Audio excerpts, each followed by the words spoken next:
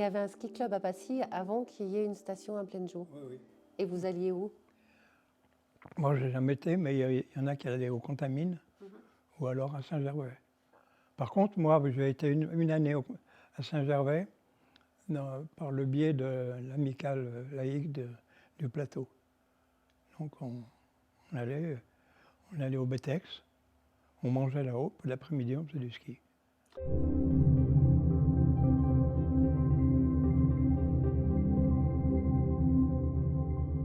On est sur ce terrain, et qu'est-ce qu'il y avait sur ce terrain? Rien, sauf que lorsque nous avons décidé donc avec des membres du club dont je fais partie, le désir de faire skier nos enfants du pays. Parce qu'il y avait beaucoup d'enfants d'employés de Sana inoccupés. Donc, et on trouvait ça anormal quand même dans notre coin de ne pas pouvoir faire un effort pour leur apporter au moins cette joie de la glisse. Et on discutait entre nous pour essayer de trouver une solution. Et grâce à nous, on est tombé sur le père Faletti qui était tout disposé à nous aider. Et il nous a proposé le moteur de sa 2 chevaux. On était surpris, mais pourquoi pas? Alors, donc, cette équipe de bénévoles s'est mise à travailler dans un garage, le garage à Jean-Claude Desmorais, qui n'existe plus. Et donc, ils ont fabriqué les goupilles, les attaches et aussi le support du moteur pour pouvoir le véhiculer. Donc ça a pris quand même un peu de temps. Et quand il a été fini, on l'a transporté sur ce terrain-là. Choisi parce que le lieu d'habitation des enfants n'était pas loin et que le terrain peu pentu pouvait convenir aux enfants qui ne savaient pas skier. Ah, vous m'avez pas dit, mais qu'est-ce qu'il faisait avec ce moteur de 2 chevaux? Alors, c'était le moteur qui entraînait un câble et où ils avaient installé quand même des poulies et qui permettait de monter, de tracter les enfants grâce à la goupille. C'était en fait un genre de tire-fesse, mais de téléski, mais bien avant l'âge, c'est ça, non? Oui, c'était comme les fils-neige actuels d'enfants, mais c'est la corde avec des nœuds qui permet aux enfants de ne pas glisser sur la corde et de monter au sommet de leur pente. Parce que les enfants, avant, ils faisaient comment pour skier? Ils skiaient ou c'était une première? Non, il y avait quand même, déjà dans les années 50, par l'amicale laïque du plateau d'Assy, des sorties scolaires qui se faisaient à Saint-Gervais ou au Contamine. Et l'amicale s'était fournie en matériel pour pouvoir équiper ses enfants. Donc moi-même, je me trouvais au-dessus de l'école avec un autre moniteur où on encadrait ses enfants dans le champ. Mais quand ils ont su qu'il y avait un fil-neige qui était à côté de chez eux, forcément, ils n'ont pas résisté au plaisir de la glisse. Donc ça a eu du succès. Ça a eu du succès, à tel point que ça fatiguait le moteur. Donc il a fallu qu'ils retournent au garage, réparer ce qui était à réparer et repartir. Mais là, à cette époque, au moment, il y avait eu une réflexion déjà d'ici par le peu de place que les enfants ont fait, parce qu'il y avait quand même, on assumait 2 cours de ski ici pour le ski scolaire. Et donc, on voyait bien qu'on n'avait pas beaucoup de place. Donc, il était préférable de monter à Plaine-Joux. Et les enfants skiaient aussi avec le club? Ah, mais c'était un peu tout confondu. Il y avait des enfants qui étaient inscrits dans le club et puis d'autres qui ne l'étaient pas. Bon, dans le cadre du ski scolaire, les enfants du club, ils suivaient les cours destinés pour l'école. Et donc là, quand cette première partie, ça n'a pas duré longtemps, hein, on va dire, on a commencé à skier, il y avait eu de la neige, la première neige en novembre, Et puis un mois après, le fil-neige était en panne. Donc il a été réparé et après nous l'avons monté à pleine joue.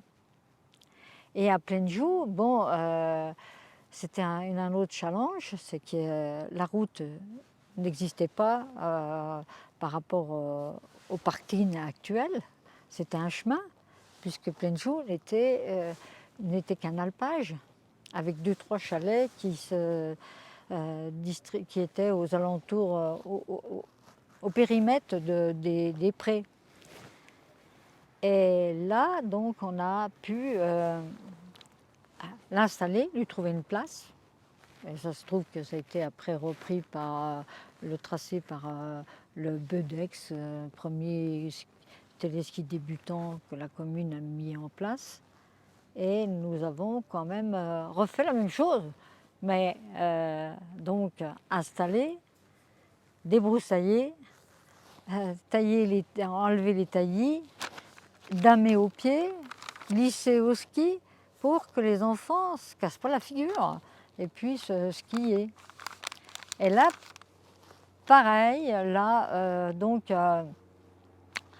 on se trouvait toujours tout seul à faire ces efforts-là, mais on a quand même pu, à un moment donné, parce que le téléski, il est retombé en panne, il a fallu en louer un au ski club de Servoz, et c'était un téléski triangulaire, où on était 3. Oui, j'ai connu ça, oui, les triangles.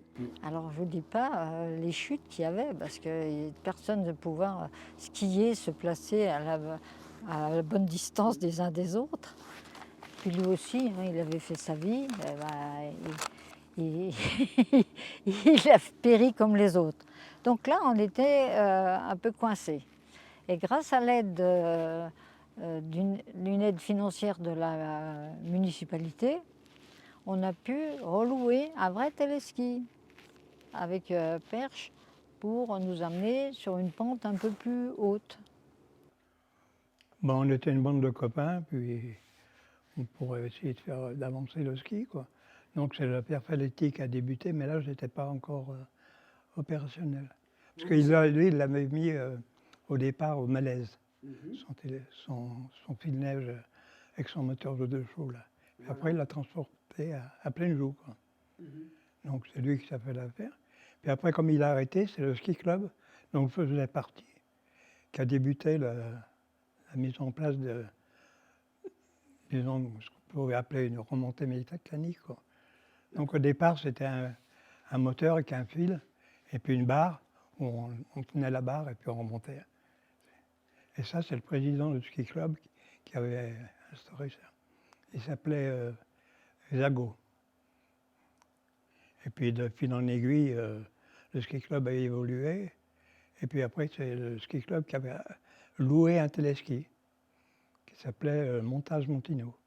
C'était un téléski à trépied qui avait démarré de la route du Lac Vert en montant. Et là, c'était mon frère et un autre copain qui le faisaient marcher. Donc là, c'était au ski club.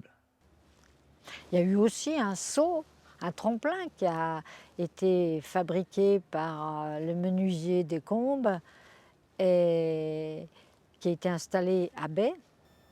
Ok, donc par là, ouais. Mais la mairie s'y refusait, c'était hyper dangereux. Et ils l'ont quand même installé à pleine joue dans les années 67, je crois, un truc comme ça. Et alors là, ça a été dangereux à Baie, mais c'était encore plus dangereux à pleine joue. Il était à quel endroit à pleine joue? Alors, il était... Est-ce que vous avez connu les Lars? Non. Non. C'est un autre téléski qui a existé, qui se trouvait derrière l'école de ski et qui montait jusqu'au plateau des Lars, à mi-chemin entre Pleine Joue et Barmu. Et il était sur le côté, là, où ça commençait à monter. Il y a un peu de pente qui monte, où il y a un grand virage, Oui, je vois. vous voyez. Et là, malgré qu'il y avait des personnes averties, un champion un champion de saut. Enfin, il y a eu la 2e place à la Coupe de France de saut, dénommée Moustique, avec des décombres, les menuisiers. Ils ont refait le tremplin. Alors les enfants, c'est évident, ils voulaient tous sauter. Bah oui. Mais voilà, ils faisaient pas trop attention, alors il y a eu quand même trop de jambes cassées. Il a fallu arrêter. Et pourquoi ce téléski dont vous parliez là, qui avait été retiré, celui qui allait à ce plateau?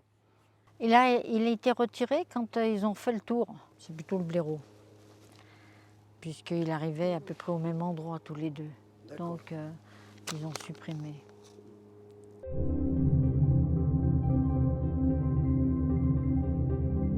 Ben ça, c'était l'époque 64-65.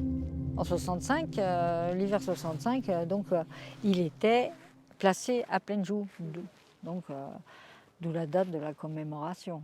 Donc là, avec ce téléski qui avait quand même une puissance que les autres n'avaient pas, donc il y a eu le ski scolaire de la commune de Passy qui est venu sur pleine joue. Oui. Et là, ça commençait à faire beaucoup de monde. C'était le ski social. L'amicale avait créé un foyer de fond avec du matériel de fond.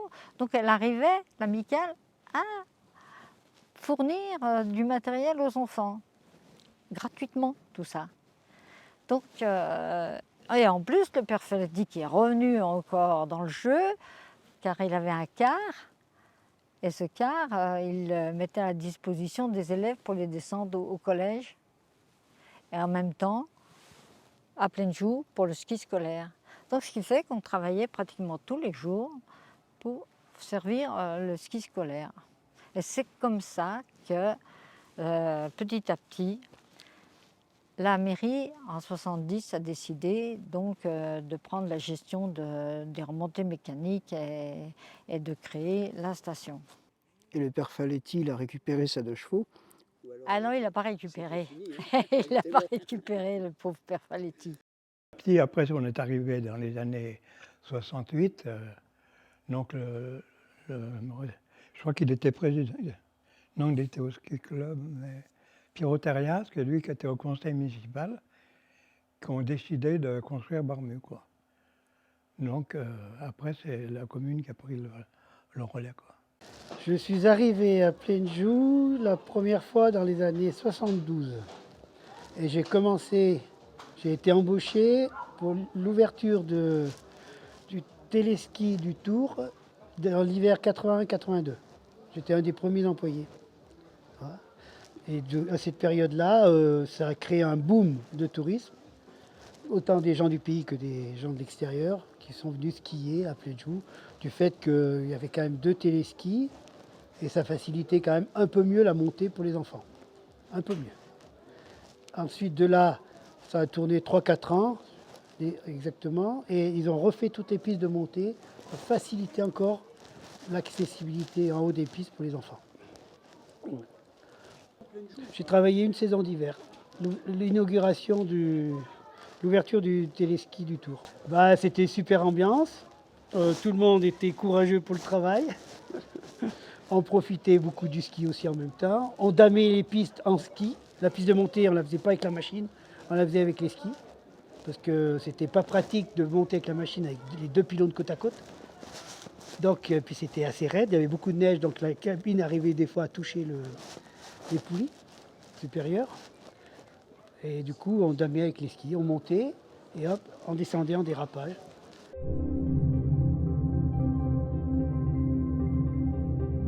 Donc ma femme, elle a dit, faut qu'on fasse un commerce. Donc toute la nuit, on réfléchit quel commerce on va faire. Et moi, ça me vient l'idée de dire, on va faire un magasin de sport comme Plaine-Joux avait démarré. Donc la maison de mes parents, au plateau à côté du cinéma, il y avait un commerce. J'ai repris un magasin de mes parents. On a fait le magasin de sport au plateau d'Assy. Et ça, on a ouvert en décembre 72, ou je sais pas, décembre 72. Et vite, on s'est aperçu que on n'était pas bien placé pour le ski. Comment. Donc à l'époque, M.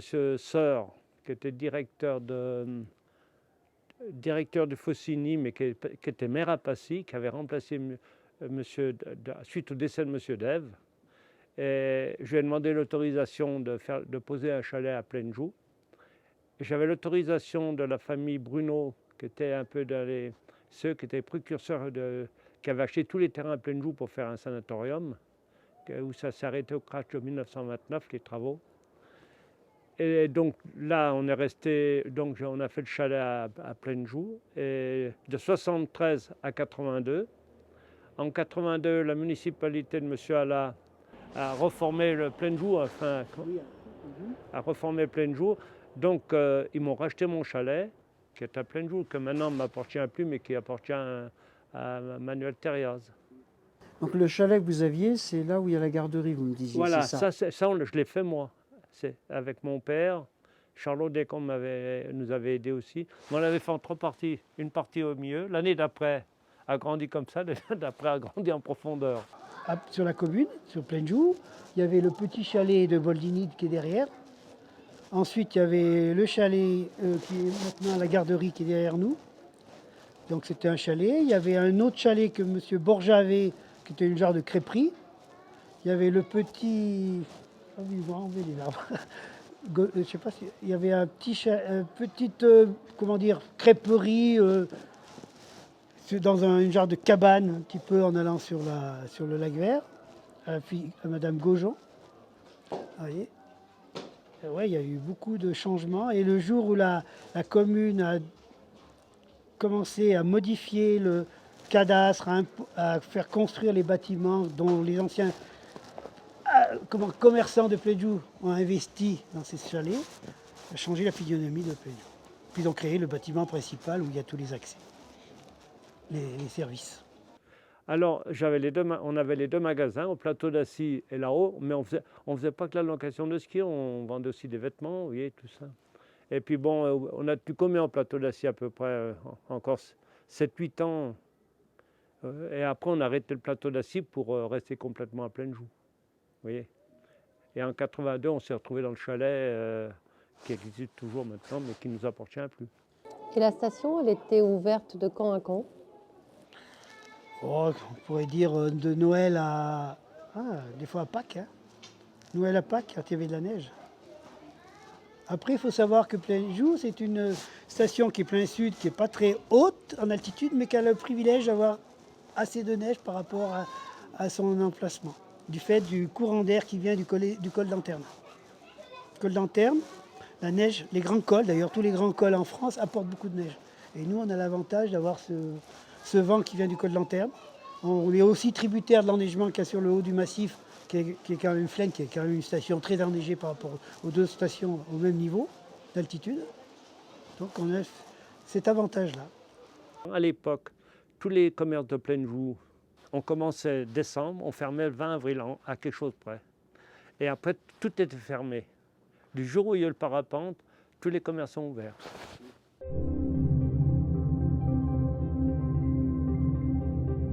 Fait le Barmu. Mais c'était pour les enfants du pays parce qu'on ne parlait pas de tourisme à l'époque, ici à Passy. La mairie Raffort-des-Ruttes a fait le téléski pour les enfants de Passy puissent faire du ski ici, parce qu'autrement on allait au Contamine. On avait un ski club, il y en avait un à Passy puis un à Chède. Mais nous, au plateau, on nous emmenait au Contamine faire le ski, au Nivrin à l'époque, je me rappelle. Le premier téléski qui avait été mis donc à Plaine-Joux, qui partait... Le blaireau. Le blaireau, pardon, excusez-moi, j'ai pas bien les termes. Ouais. C'était parce qu'il était à cet endroit-là, le premier? Non, il était où il y a le tunnel. Il était parallèle au tunnel. Il y en avait 2 là. De l'autre côté, il y en avait un autre, ça s'appelait les routes. Il était plus court, il partait que de la route du lac Vert. D'accord. Et le blaireau, il a été fait dans les années... je ne me rappelle plus, c'est moi qui l'ai fait construire. D'accord. Quand j'étais au conseil. À l'Arc-en-Ciel, c'est Jean-Paul Fivel qui l'a fait construire. Donc je retrouve la date. Mais dans l'ordre, c'était après, évidemment, après le tour. Il était construit après. Il y a eu le blaireau, il y avait un téléski qui allait jusqu'à chez Magnin. Il y a eu plusieurs, il y en a qui ont été démontés. Les Lars avaient été démontés, là, qui était en plein milieu. Il y a eu plusieurs fois des aménagements. Voilà. Alors donc il y avait 2 en bas de débutants, le blaireau pour skieurs moyens, et, mais en 70, le plus gros morceau, c'était la construction de Barmu, du téléski de Barmu. Mais avec sa difficulté qu'il avait des murs et qu'on n'osait pas amener nos enfants sur ce téléski-là. Mais il le fallait pour la progression, mais c'était toujours un gros souci de mettre ses enfants là-dessus. On allait chercher les gamins quand ils tombaient sur les pistes de montée pour les ramener en bas parce que comme le téléski était assez pentu, tu vois. Donc ils ont pu l'aplanir, ils ont pu éviter des murs trop durs pour eux. Et après, ils ont construit en parallèle le tour.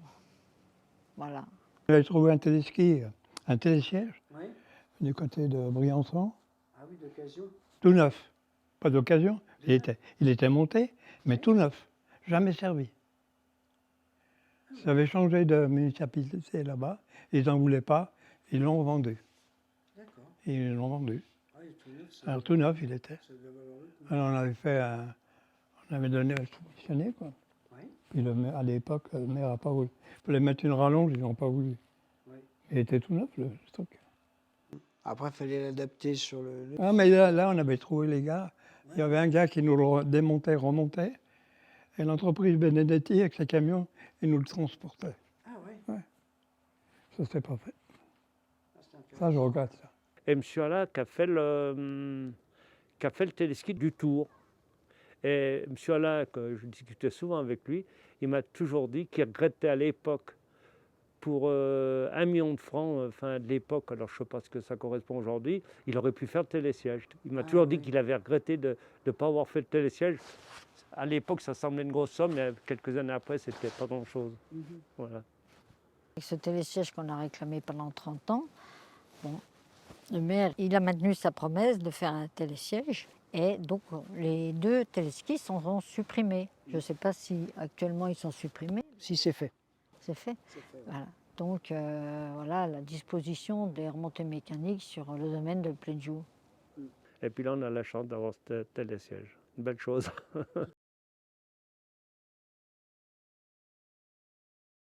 J'ai eu des photos donc d'une compétition, je crois, en 69, avec le prix du conseil municipal, le grand prix du conseil municipal. C'était quoi cette compétition? Vous savez ce que c'était? Ah, le Grand Prix du Conseil municipal, c'est une course régionale qui prennent les meilleurs skieurs de la région, quoi, c'est-à-dire des clubs de Combloux, Saint-Gervais, Megève. Il y avait même des fois le Annemasse, le CSO d'Annemasse, ce qu'on appelait le conseil municipal. Et ça se passait à Plainview. Mais les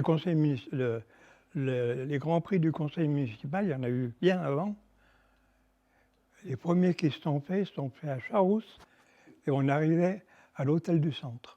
Il y avait une course, les Charmettes, où les skieurs partaient du sommet du pré qui est maintenant le jardin des cimes. Traverser la route, il fallait couper la route. Donc, alors, il fallait juste faire attention que la course ait lieu entre les passages des cars. Voilà. Et quand même réduire la hauteur de la cassure de la route. Donc, l'arrivée se faisait sur le parvis de l'église. Et ça avait amené un monde fou. Moi, j'ai fait une course là, je devais gagner un skieur en bois. On arrivait devant l'église. Et je me rappelle toujours, à l'époque, c'était Robert Trick qui était cantonnier. Il n'y avait pas beaucoup de voitures, il y avait que le car. Alors pour traverser la route, c'est lui qui remettait de la neige à la pelle pour refaire la piste. Maintenant, ce serait impossible.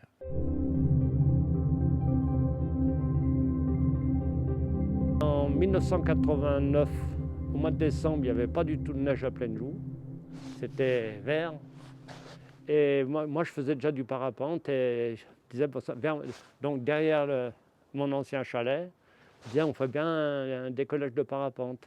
Et moi, j'étais dans le club du parapente Mont-Blanc-Vol-Libre à l'époque. On en parlait avec les gens du bureau, tout ça, oui, il faut le voir. Donc j'avais été voir monsieur Robert Fournier, qui était maire de Passy à l'époque. Et lui, on a eu la chance aussi qu'il était pilote d'avion de glacier. Donc il était sensible à ça. Il m'a dit, je te donne une réponse dans une semaine. Une semaine après, il m'a dit, c'est OK. Et donc, les employés de la commune qui étaient appelés nous, qui n'avaient pas de travail puisqu'il n'y avait pas de neige, ont coupé les arbres. Les services techniques de la mairie, puis ils avaient embauché un bulldozer ou une pelleteuse, ils ont fait une plateforme pour décoller. Et le jour qu'on a inauguré ça, il n'y avait pas de barrière, donc c'était un champ en lit, tout le monde était sur le décollage. Robert Fournier, il a dit, faut faire il a dit à Gérard Bergan, qui était chef des travaux, fais-moi une barrière là autour, parce que pour pas que tout le monde vienne sur le terrain. Et ça, bon, ça s'est très bien passé. Après, ça s'est trouvé qu'à Plaine-Joux, les terrains étaient communaux, mais à Chède, les terrains n'étaient pas communaux. Et quand moi j'ai été demandé une fois à Michelin pour qu'on puisse s'opposer chez lui, dans un terrain, et il m'a dit, mais toi tu es gentil parce que tu viens demander la permission, il y en a, ils se posent, ils ne me demandent rien. Alors avec Gilbert, lui il a acheté la moitié des terrains. Le terrain d'atterrissage, on m'a fait 3 hectares. Il a acheté ou échangé le terrain avec d'autres personnes, mais je ne me rappelle pas les noms, ça pourrait se retrouver à la mairie. Et la mairie d'après a acheté l'autre, la municipalité d'après, je ne me rappelle plus laquelle non plus, a acheté l'autre partie. Ça fait que maintenant, aussi bien le décollage que l'atterrissage est pérennisé parce que c'est tout municipal. Après, j'ai été voir le propriétaire de terrain à Batistock. Enfin, même pas le propriétaire, c'était le fermier qui s'occupait du terrain de Batistock. Mais le terrain appartenait à Bouillel, l'hôtel du tourisme. Oui. Mais lui, il cultivait. Et nous, à l'époque, on a donné 600 €. Donc, la moitié, Passy, le club de Passy donne la moitié de la somme. Et l'autre moitié, c'est le club de Saint-Gervais. Donc, c'est les 2 clubs pour mais c'est moins officiel parce que c'est un terrain privé. Alors, Veillet, donc, tel le beau-frère Gilbert Perrin, il m'a dit, mais ton parapente, ça me gagne mieux que le blé parce que les 400 000 francs, maintenant je crois que c'est 600 € qu'ils donnent. Il me dit, ça me gagne mieux que de mettre du blé. Ah oui.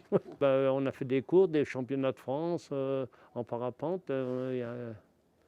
On a, le club bougeait, hein, on a monté à plus de 200 adhérents à l'époque. Maintenant, Vincent, c'est Autoboté qui est président et donc ça continue. Il a fait les championnats de France l'été passé. Là. Non, ben ça a évolué, quoi, ça bougeait. Puis bon, le parapente a bien évolué. Hein. Moi, quand j'ai volé le 17 janvier 90, j'ai voulu décoller tout de suite Plaine-Joux, là. Oui. Donc j'ai décollé, j'ai été à 5 mètres des arbres jusqu'à l'arête de Joux. L'arête n'était pas passée, il me pose avant. Et donc là, putain, j'ai dit, j'ai fait faire une grosse connerie. Donc j'en avais parlé à Hervé Forge, qui était moniteur, c'est un gars qui était militaire à l'IHM, et puis il faisait déjà de la compétition. Il m'a dit, mais non, tu t'es pas trompé. Il dit, toi d'abord, tu voles avec une voile qui n'est pas top, et puis avec l'évolution qu'il va y avoir, ça va se passer très bien. Donc moi, cette voile-là, c'était son dernier vol, j'en ai acheté une autre, puis là, je suis passé. Compte de ce que je me rappelle, c'est qu'à cette époque-là, tous les jours, on sortait 3-4 gars des arbres à Plaine-Joux. Ouais. Parce que comme les vols n'étaient pas performants, on faisait un virage, on tombait dans les arbres. Oui. Alors au début, on les sortait nous, tous ici, puis après, on a eu marre, c'est le PG qui venait. Le PG venait bientôt tous les jours sortir quelqu'un. Suite qu'on avait le site de parapente. Donc il y a plein de gens qui ont voulu apprendre le parapente et faire des baptêmes. Je me suis mis en cheville avec les stages Valence. Hein. Ma femme, elle prenait les réservations dans le magasin pour les baptêmes. Moi, je faisais même les navettes. Mon fils, Philippe, donc lui, il faisait déjà du parapente parce qu'il a pris un mois après moi à Mieuxy.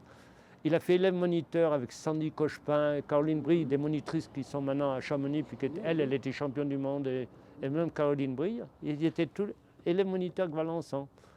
Et après, en 94, Philippe était déjà moniteur de ski. Il a passé le diplôme moniteur de parapente et il a fait l'école de CEP Mont-Blanc. Après, Manu Thériaz a fait Aérophys. Et Philippe, il avait vendu l'école Manu Laurin, vous savez, après ils étaient descendus du bâtiment Fournier à Chède. Voilà. Puis après, il l'a arrêté. Et quand on avait fait les championnats de France à l'époque de parapente, on avait marché à Passy, Megève, Saint-Gervais, Chamonix. On était tous, on s'était tous mis ensemble pour faire les championnats. Mais bon, c'était beaucoup plus difficile parce qu'à l'époque, il fallait mettre à chaque balise, il fallait mettre une personne avec des numéros sous les voiles, comme maintenant avec les moyens modernes. C'est bipé. Voilà. Enfin voilà, non, moi je suis content de plein de choses. Et toujours club aussi. Oui. Et puis là, on a la chance d'avoir ce télésiège. Une belle chose.